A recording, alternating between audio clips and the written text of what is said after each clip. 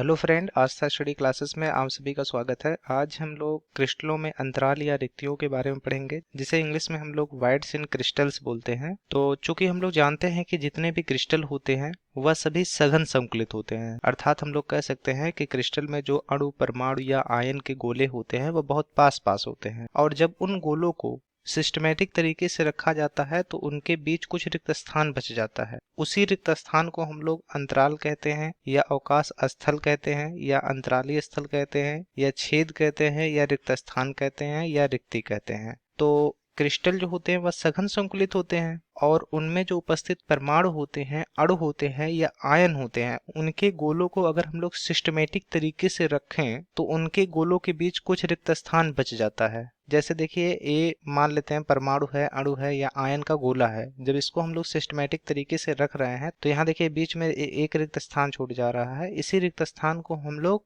अंतराल या अवकाश या रिक्त स्थान या रिक्ति कहते हैं।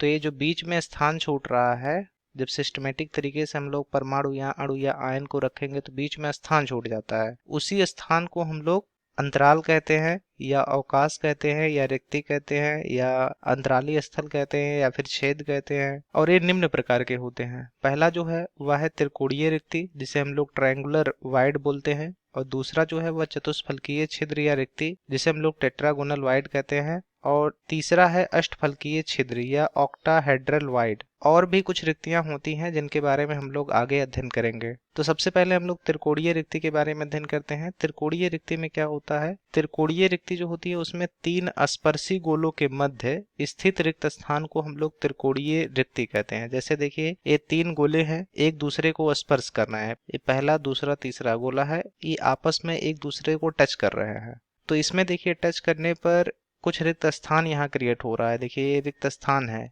इसी रिक्त स्थान को त्रिकोणीय रिक्ति कहा जाता है।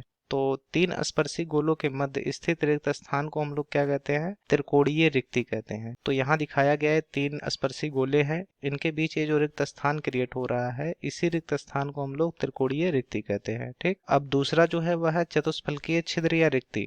चतुष्फलकीय छिद्र या रिक्ति जो होता है, इसमें चार स्पर्शी गोलों के मध्य स्थित रिक्त स्थान को ही हम लोग चतुष्फलकीय छिद्र या रिक्ति कहते हैं। ठीक। तो इसमें देखिए 1, 2, 3 और यहाँ ऊपर रखा गया है ये 4, तो टोटल 4 गोले हैं। ऐसे समझिए, यहाँ पर ये पहला, दूसरा, तीसरा। ठीक। अब इसके ऊपर एक गोला यहाँ रख देते हैं तो यहाँ कुछ स्थान क्रिएट हो जाता है। जैसे यहाँ पर देखिए स्थान क्रिएट हुआ है, उसी रिक्त स्थान को हम लोग चतुष्फलकीय छिद्र या रिक्ति कहते हैं। तो सबसे पहले देखिए इस तरह से 3 गोले को रख देते हैं।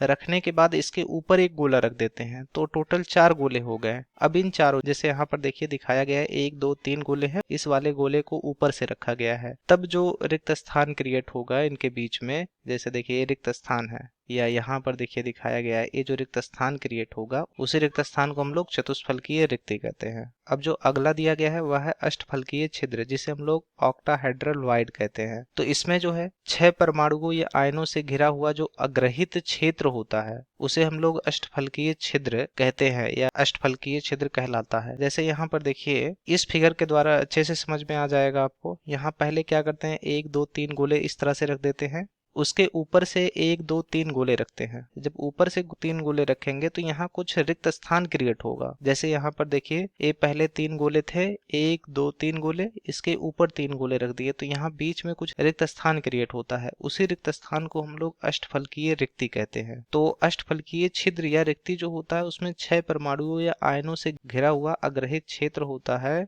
वही अष्टफलकीय छिद्र कहलाता है। तो यहाँ ये 3 परमाणु और नीचे 3 परमाणु, इन दोनों से जो घिरा हुआ क्षेत्र होगा, यहाँ बीच में जो घिरा हुआ क्षेत्र होगा वही क्या कहलाएगा? अष्टफलकीय छिद्र कहलाएगा। ठीक है। वीडियो के लास्ट में हम लोग त्रिकोणीय रिक्ति, चतुष्फलकीय रिक्ति और अष्टफलकीय रिक्ति का एनिमेशन वीडियो देखेंगे। वहां से ये सारी चीजें क्लियर हो जाएंगी कि कैसे त्रिकोणीय रिक्ति क्रिएट होती है, कैसे चतुष्फलकीय रिक्ति क्रिएट होती है, और कैसे अष्टफलकीय रिक्ति क्रिएट होती है। ठीक है। इसमें देखिए कुछ इंपॉर्टेंट पॉइंट है कि यदि सघन संकुलित संरचना में गोलों की संख्या n है, जैसे कोई सघन संकुलित संरचना है उसमें गोलों की संख्या, या फिर कह सकते हैं परमाणुओं या आयनों या अणुओं की संख्या n है, तो अष्टफलकीय रिक्तियों की जो संख्या होगी उसमें वह n होगी, अर्थात गोलों की संख्या ही उसमें अष्टफलकीय रिक्तियों की संख्या कहलाएगी। और अगर चतुष्फलकीय रिक्ति की उसमें बात करें तो चतुष्फलकीय रिक्ति जो होगी वह 2n होगी, अर्थात अगर 4 गोले हैं तो उसमें चतुष्फलकीय रिक्तियों की संख्या 8 होगी और अष्टफलकीय रिक्तियों की संख्या उसमें कितनी होगी, 4 ही होगी। जैसे मान लेते हैं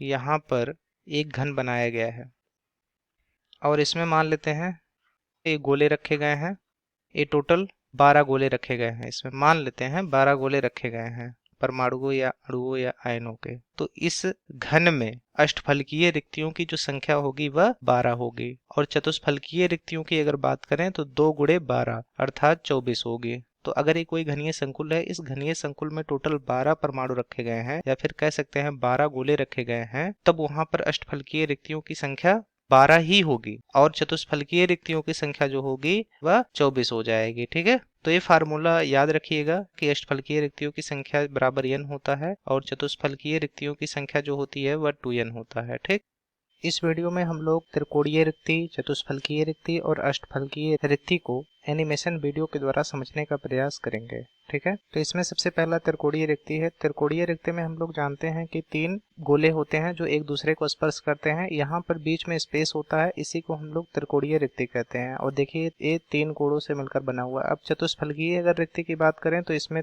3 गोले तो स्पर्श करते हैं एक दूसरे के ऊपर रहते ही हैं, साथ ही साथ यहाँ पर एक गोला उनके ऊपर रहता है और यहाँ जो स्पेस क्रिएट होता है उसी स्पेस को हम लोग चतुष्फलकीय रिक्ति कहते हैं। तो इसमें देखिए 3 गोले एक दूसरे को स्पर्श कर रहे हैं, उनके ऊपर एक गोला रख देते हैं तो वह चतुष्फलकीय आकृति का बन जाता है और इनके बीच जो ये रिक्त स्थान जो क्रिएट हो रहा है, इसी रिक्त स्थान को हम लोग चतुष्फलकीय रिक्ति कहते हैं। ठीक, अब देखिए अष्टफलकीय अगर रिक्ति की बात करें तो अष्टफलकीय रिक्ति में 3 गोले नीचे की तरफ रहते हैं, तो यहाँ देखिए 1, 2 और यहाँ 3 गोले और 3 गोले ऊपर की तरफ रहते हैं। ठीक है, और जब इनको रखा जाता है इस तरह के सिस्टमेटिक तरीके से तो बीच में रिक्त स्थान क्रिएट हो जाते हैं। जैसे यहाँ पर देखिए रिक्त स्थान क्रिएट हुआ है, उसी रिक्त स्थान को हम लोग अष्टफलकीय रिक्ति कहते हैं। ठीक है, तो आई होप आपको ये पूरा एनिमेशन वीडियो समझ में आ गया होगा। धन्यवाद।